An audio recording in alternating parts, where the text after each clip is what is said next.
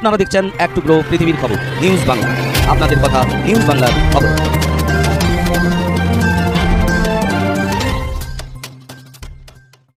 পশ্চিম মেদিনীপুর জেলার খড়গপুর শহরে অনুষ্ঠিত হয়ে গেল আন্তর্জাতিক কবিতা দিবস এবং আন্তর্জাতিক কবি সম্মেলন।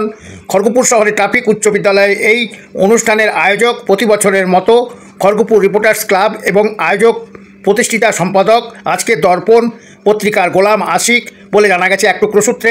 এই অনুষ্ঠানে খড়গপুর শহরের শুধু নয় জঙ্গলমহলের বিভিন্ন কবি সাহিত্যিক ঝাড়গ্রাম, মেদিনীপুর, পূর্ব মেদিনীপুর, বাঁকুড়া, পুরুলিয়া থেকে অংশগ্রহণ করেন এবং ওনাদের স্বরচিত কবিতা পাঠ করে শোনান।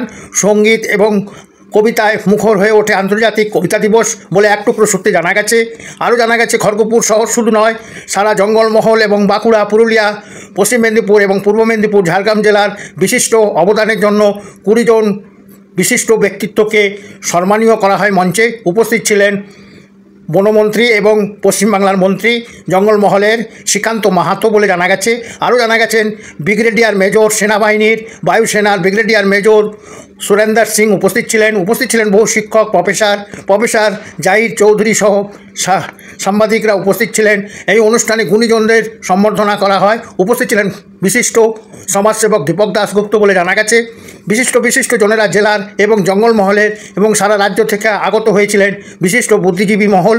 বিশেষ করে এই অনুষ্ঠানে 20 জনের অধিক মানুষকে ইফতার কিট উপহার দেওয়া হয় এবং শিক্ষা, সংস্কৃতি এবং সুন্দর পরিবেশের মধ্যে দিয়ে আন্তর্জাতিক কবিতা দিবস পালন হয়। কবিদের কবি সম্মেলন অনুষ্ঠিত হয়। কবিরা কবিদের কবিতা পাঠ করে শোনান।